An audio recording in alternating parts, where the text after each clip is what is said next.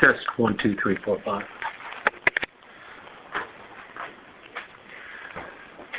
5. Date Sunday, April 29th, 2012. Time 03:34 hours. Persons present: Special Agent Scott Paterka, Florida Department of Law Enforcement; Special Agent Tim Kraft, Florida Department of Law Enforcement; and witness officer, Daytona Beach Police Officer Jonathan Warren. Mr. Warren, for the record, could you please state your date of birth? 7/18/1971. Location of interview, Daytona Beach Police Department on Valor Drive. We're in a supervisor's office up in the CID section. If I could begin by just getting some background information on you. How are you dressed this evening? I'm in a full police uniform with a duty belt, firearm, etc. Okay. What weapons were you carrying tonight? The only weapon that, well, not the only weapon, but the only sidearm I was issued was Glock 40 caliber. Okay, and you've got other weapons on you? Pepper spray. Yeah. Okay. Did you discharge your firearm this evening? No, sir, I did not. Did you use any other weapons at your disposal this evening? No, sir, I did not. Your unit number, what unit number? 3 Delta 6767. Is that a marked unit? Yes, sir. And do you have a video on your vehicle? No, sir, I do not. And your radio number? As far as... your unit number that you use on the radio. Oh, I'm sorry. 3 Delta 67 is my radio number. Okay. My vehicle number is 4971. Sorry. Okay. Did you sustain any injuries tonight? No, sir, I did not. Do you carry a backup weapon? No, sir. And what shift were you working this evening? 6 p.m. to 6 a.m. If you would, Tim, if you could please Okay. swear Mr. Warren in. If you could just raise your right hand, you solemnly swear the testimony you're about to give is the whole truth, so help you God. Yes, sir, I do. Okay? Thank you. Yeah, if you could please relate to us what happened this evening. Okay. From the time you received the radio traffic. Okay. About 8:23 or 23 hours on the 28th of April, a call of a man with a firearm came in to Daytona Beach Police Department. The subject was supposed to be in a vehicle in one of the parking lots of the Daytona International Airport. At the point where the call came out, I was in the Home Depot parking lot, 2455 West Speedway. So I was only a matter of 6-7 blocks away. Responded to the area. We were trying to determine what parking lot specifically this subject was in. I pulled in, pulled up to the front terminal area where the passenger drop-off pickup is. I exited my patrol vehicle so that way I could be on foot and, not have my vehicle inside the parking lot to be, less visible. As I got out and made my way about 400 yards into the parking lot, I met up with a Volusia County Sheriff's Office deputy, Eric Register. At that point, they were on their channel. We were on a whole separate radio channel. So I asked for the channel to be patched. At the same time, I could hear vehicle tires squealing within the parking lot to my northeast. At the same time, then the radios became patched together, so we could hear them, they could hear us. Could hear a female deputy stating that the subject was running through the parking lot. He got into a vehicle and he was leaving the Daytona International Speedway or airport parking lot at a high rate of speed, possibly in a silver Cadillac or Lincoln Town Car. At that point, kind of made sure that Officer Mersereau was, I guess, a little bit in advance, like 30 seconds in advance. I made sure that Officer Mersereau was at about the only exit point of the airport for the public. That's the only way out, pretty much. I heard him on the radio exclaim that vehicle can come out. Same time I'm running back to my car.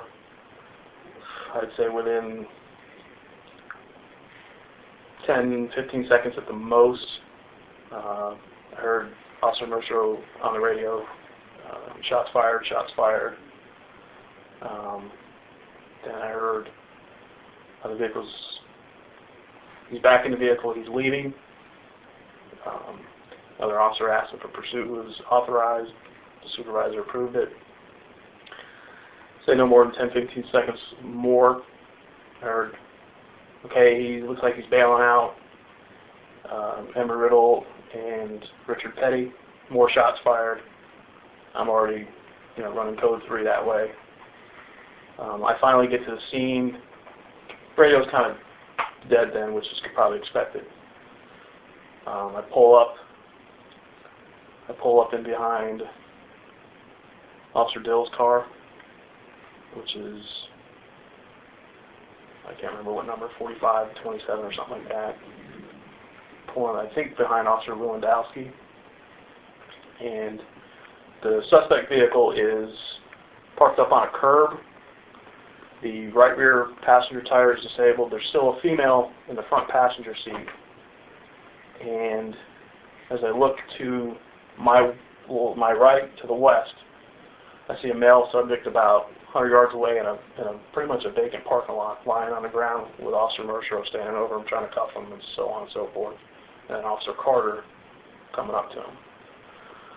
Made sure that the female was being tended to, secured, what have you. It, I guess, was determined that she had been shot at some point during the incident. Officer Dill, I believe Officer Pearsall, pretending to her. Pretty much got on the radio. It was a little chaotic there for a second. Got on the radio, tried calming everybody down. Advised we need rescue code 3 for 2 patients. All the subjects are in custody. All the officers are okay. Went over to Officer Mersereau, made sure he was okay. When I got over there, light-skinned black male was lying on the ground, pretty much kind of face down, almost on his side.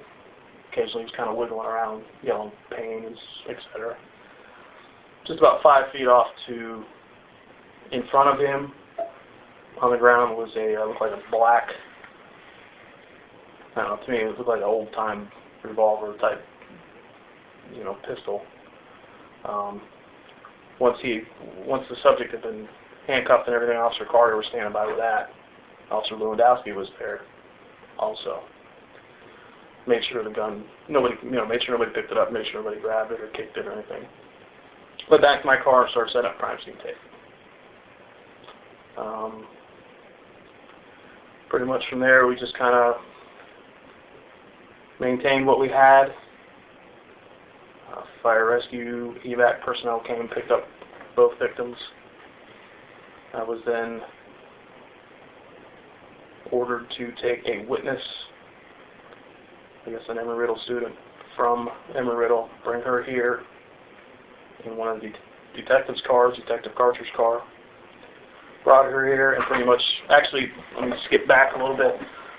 The time between when the 2 subjects that were shot were transported and before I was asked to take this witness, I was ordered by my Lieutenant Blanchette, to stay with Officer Mersereau, not let anybody talk to him, make sure he didn't talk to anybody about the incident. Jumping back ahead, brought the female here, waited for her. That time Officer Mersereau was actually in the office next door where you had earlier saw him at the table. Was asked to stay with him, not make sure nobody talked to him, vice versa, about the incident. I think we were here for every bit of an hour and a half, 2 hours. And at that point, I received a ride back to the scene. Was asked to remove my car, 4971, from the scene because it wasn't part of the initial incident. So I backed it out. That's when I was asked to take the GSR, gunshot residue kits, to Halifax Hospital. Get with Agent Kennedy. Thank you. Did the GSRs on the female. Then I did a GSR on the male. Packaged them up. Went back to the scene. turned those over to crime scene investigator Tom Youngman. And then I was asked to come back to Valor to do the original incident report, a brief, overview of what happened for our agency. Okay. Backing up to the airport, did you see the suspect vehicle at the airport? Never did. Did you see the suspect vehicle depart the airport? No, sir, I did not. Okay. When you left the airport parking lot, what was your course of travel? Well, there was about 300 people coming out, so I had to kind of run lights and sirens through the terminal drive there. Went out, I think it's Catalina Drive, and it takes you out the main exit entrance onto Richard Petty, because I wasn't sure exactly where the car was going. And then I went northbound on exit the airport onto Midway Boulevard. And then I went northbound on Midway to the intersection of Richard Petty. Went eastbound on Richard Petty, negotiated the curves, and got to the scene.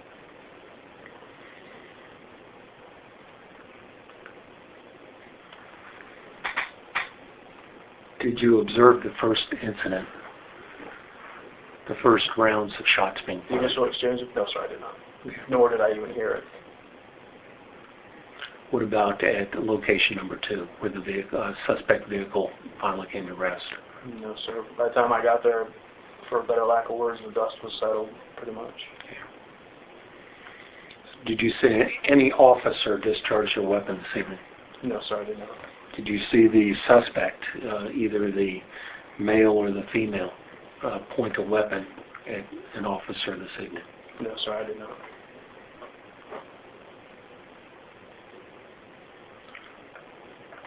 When you arrived at the final crash scene, how long was that after the subject had been secured? He was still being secured when I pulled up.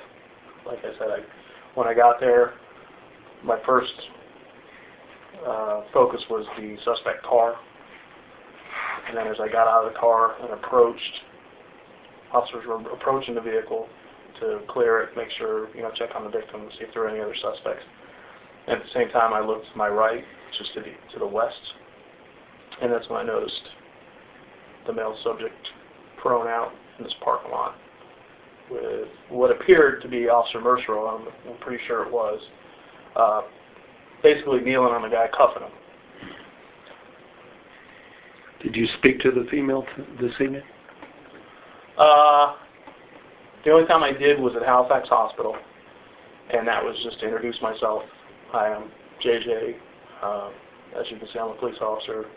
I'm here to take a gunshot residue sample from your hands, and basically let into, you ever seen crime, CSI, and it's not going to hurt, but nothing related to the case. Did the female make any statements to you this evening? Pertaining to this, no. I mean, she just said she was in a lot of pain, and she seemed kind of loopy. Obviously, they had sedated her or something. Did you speak to the male subject this evening? The only time I had any contact with him other than at the scene, which there was no conversation between him or I, was at the Halifax Hospital to do his gunshot residue kit, and he was totally out. He didn't even move. Okay. So, did he make any statements? Did you hear him make any statements this evening? At the scene, no, and at the hospital, like I said, he was on bowel.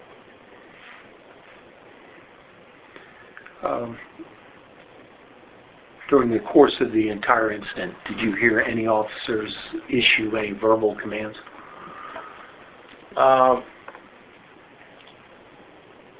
Basically, it was more like a first aid type of thing. Just lay there, the ambulance is coming type of thing, but nothing, Okay. nothing like drop the weapon or, that had already been settled. When you arrived at the crash scene, what officers were present? I'll be honest with you, I had a little bit of tunnel vision. Okay.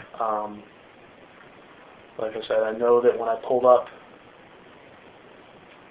you can't miss him. And I know you seem kind of surprised maybe by when I say Lewandowski. I don't know if you've gotten his name before or not, but he's about 6'6", all 350, 360. So he's like, he shadows the moon. He was there. He's the first one I saw. Officer Dill and Officer Pearsall were there. And then, like I said, as I looked over to my right, that's when I saw Officer Mersereau and Officer Carter running over that way.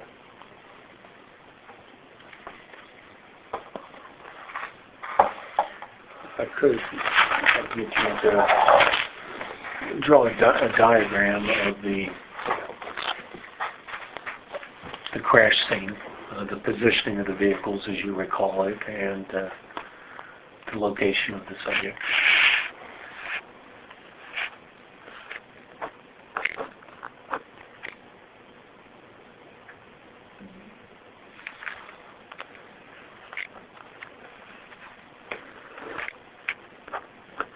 While you're doing that, I'm just going to ask you a couple of questions. You mentioned that when you get to the airport, you meet up with Deputy Eric Register. Do you know if did he say anything to you about seeing the subject or anything in the parking lot, or do you know if he saw anything? I think, no, he was, because him, and I'm not sure who the female deputy was. That was my next question. I was going to ask you if you knew who she was. I could tell you if once I get downstairs and get the CAD report, I was going to look at her name to do the report, but at that point, because they were on two different channels, he was relaying to me what she was saying until we got him patched. So the female was actually in the parking lot then? I'm assuming so, yes. Okay. I'm assuming so. And as you're drawing that as well, when you come to the scene where the car rested, the second scene, or the scene that you pulled up on, you mentioned that you saw the two officers with the female in the car, or the female victim, which you thought was the subject victim. Do you remember how she was positioned in the car, or do you recall? I remember she was just kind of laid back a little bit, just, Where was she at in the car? Do you remember? front passenger seat. Okay.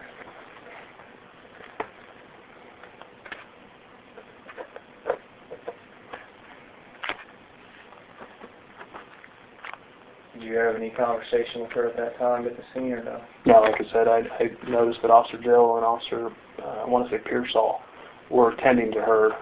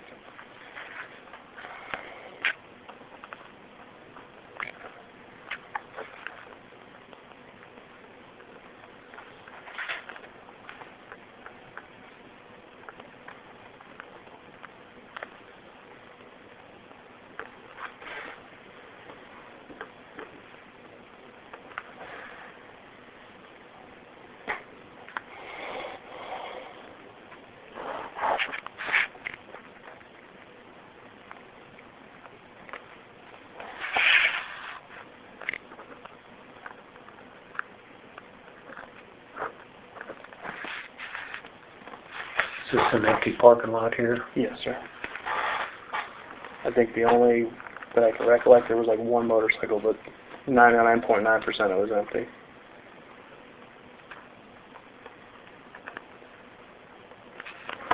And what does this line here depict? That's the curb line.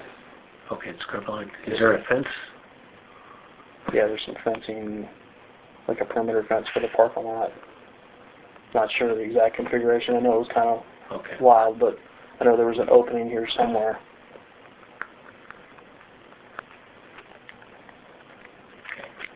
You don't recall where that opening was? I know it was over around here because Okay. when I ran the crime scene tape, I ran it from this side of the Mersereau Drive or whatever that is, around behind my car. There was a pole here, wrapped it behind my car, a couple other poles, and like I said, there was an opening, and that's when I went from here back over to there just to make sure that he was still under control. But like I said, I know it was somewhere in here.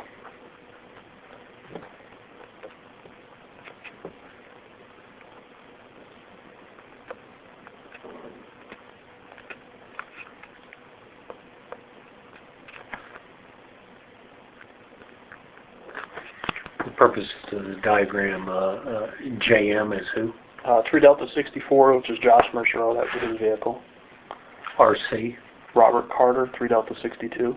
And whose initials is that? 3 Delta 43, that's Brian Lewandowski. Okay, BL. Yes, sir. JW. That's me. MD. 3 Delta 44, which is Michael Dill. Suspect vehicle. Yes, sir. Yes, sir. When I got there, both doors, if I remember correctly, were open. And the female subject was in the passenger front seat. And I'd say between the suspect vehicle in a straight line from A to B to the suspect, the male subject, I'd say about 100 yards.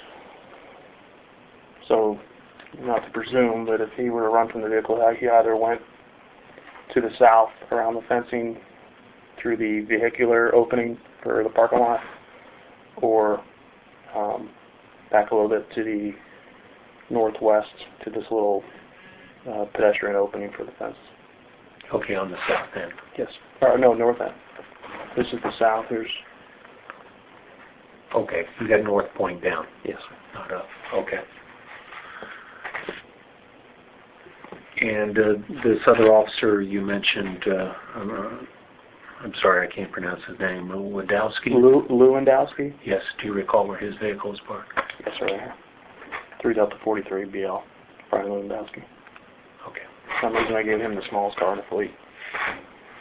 Okay. Do you have any further questions? Just to reiterate, as far as you know, as far as your observations, everybody that was on the scene was in marked patrol vehicles and full police uniform? Yes, sir. Okay. If you could please initial and date this.